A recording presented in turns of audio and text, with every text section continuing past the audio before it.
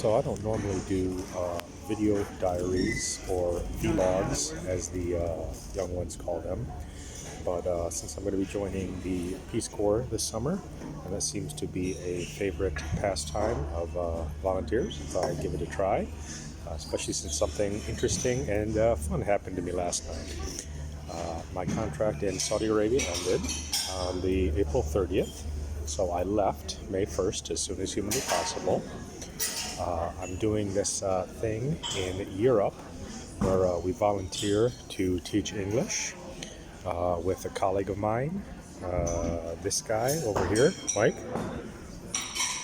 And so we're going to Budapest right away. And I signed us up for that and kind of forgot about it for a while. And then Mike, a few months ago, bought his ticket and emailed me. He was like, "Oh, this is the ticket I'm taking." I had originally planned on just meeting him there, but it was really, cheap as chips. So I decided to book the same flight. So what happened was we left our penitentiary, as I called it, the hotel room where we were living, about 3.5 hours before our domestic flight to Jeddah. And of course the flight took off late, as they often do, because it is some rinky-dink Mickey Mouse airport in Abha, Saudi Arabia. They almost always take off late. So we arrived to Jeddah just a few minutes late, and then we had to take a bus from across the tarmac from where our plane was to the terminal, and the bus was probably almost like 10 to 15 minutes on a bus ride. And then because we are leaving Saudi Arabia, we had to check our luggage.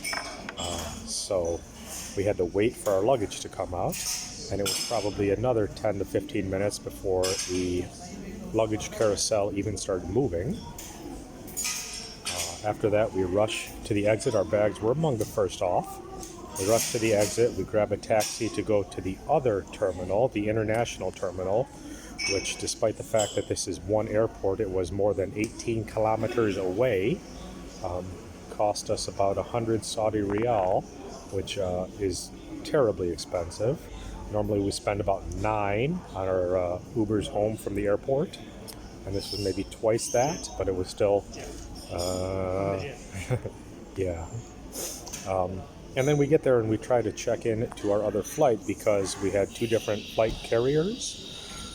We had to check in separately. We get there and we had missed the 1-hour deadline for checking luggage by about 5 minutes. And at first, the guy behind the counter at Pegasus Airlines is called, was like, "Oh, you missed. You missed. Too bad you missed. It's ring. Oh, I have a phone call. Blah, blah, blah, blah, blah."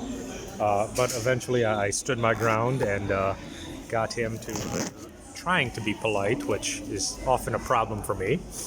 I was like, "Well, what can we do, buddy? I mean, we're here. We don't want to wait till tomorrow." He ended up taking us over to Turkish Airlines and eventually became a really nice guy and hooked us up with tickets on Turkish Airlines. So we had to fly to Istanbul, SAW, on a different carrier than we had originally planned, which essentially that one leg of the flight ended up costing as much as the entire Abha to Budapest flight, plus a little bit more.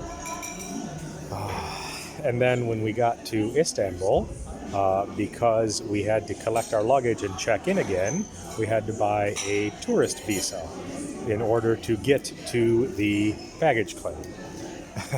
So what should have been just a very quick and easy, check in, fly here, fly there, and you're there, ended up being quite an event. This was the first time in my 35 or however many years of flying that I had ever missed a flight.